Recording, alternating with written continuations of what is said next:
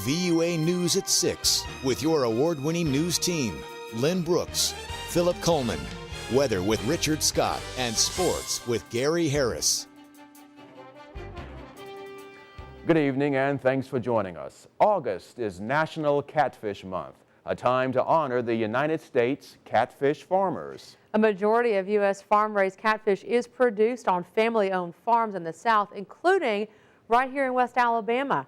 WVUA's Jennifer Edwards spent the day at Partlow Farms in Greene County and has a story of why local catfish farms are so important. That's tonight's top story. Farm manager of Partlow Farms, Kent Holditch, says taking care of the 1,100 acres of land on the farm is a 24-hour job, but he wouldn't want to be doing anything else. Nighttime is all checking oxygen, making sure the fish are aerated, everything's running. Daytime it takes us about 3.5 to 4 hours to feed fish, and then the rest of the day is fixing what tore up last night. Holditch says it's important to have United States farm-raised catfish because the fish is safer for consumers. It's really disturbing to see foreign competition come in here at a cheaper price and no stories being told on what actually goes into their feed, into their water quality. Chemicals that we use to control water quality are completely safe. The things that are used elsewhere have been banned from this country for 30 years. According to Holditch, not only is choosing a local farm-raised catfish healthier for you, but you're also supporting your local economy. It's in an area of the country that not a whole lot of jobs and a whole lot of things going on that can be positive in a perspective of the economy. And distribution of the fish can also be a concern. Operator of Windy Hill Catfish, Beeson Partlow, started his own company through the farm to avoid the middleman. There's been a big movement the last couple of years, locally grown produce food that we feel like is important to us to get our product, which we feel is a high quality product, directly to the end consumer. Partlow currently distributes to restaurants throughout Alabama. Reporting in Greene County, Jennifer Edwards, WVUA News. You can learn more about catfish farmers in America by going to our website, WVUATV.com. Click numbers and links and look under the Consumer tab.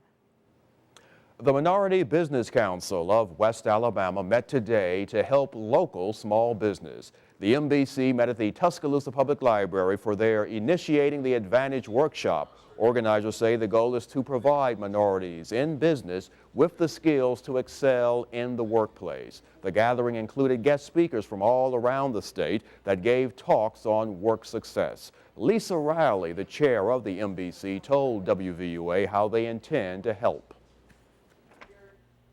We want to be a clearinghouse, kind of, a resource center that minority businesses can come to, that we can give them the information and help them establish a template so that they can just recreate it over and over again. And the Minority Business Council is a division of the Chamber of Commerce of West Alabama. To learn more about the MBC, call Chairperson Lisa Riley at area code 205-266-9739. Every minute counts when a disaster happens. That's why it's important for emergency response officials to have a plan in place. Today was the Tuscaloosa Local Emergency Planning Conference. About 50 participants reviewed the county's disaster preparedness plan, including the Tuscaloosa County Emergency Management Agency and also the Federal Bureau of Investigation.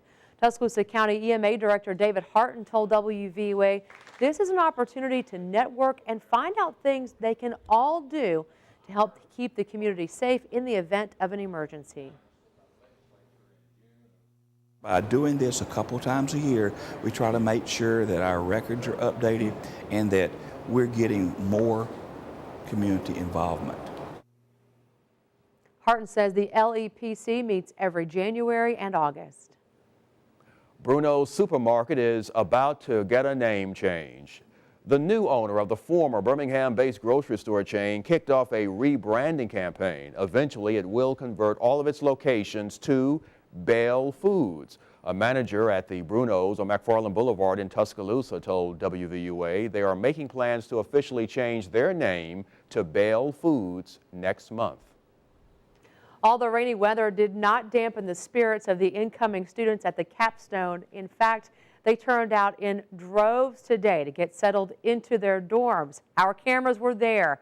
Today starts a 10-day move-in period for undergraduates. University of Alabama officials told us about 1,200 students were expected to make the move into residence halls. The Department of Housing expects about 8,000 students to move onto the campus by the start of school. The first day of fall classes is Wednesday, August 22nd. This July has been the hottest on record, and many here in Alabama are feeling that heat. State health officials say that for the first time, they will track a full summer's record of heat-related illnesses and deaths. The Alabama Department of Public Health is tracking these cases to cut down on heat-related deaths. Officials say there were 8 heat-related deaths in Alabama during last year, and so far this year there have been 5 deaths.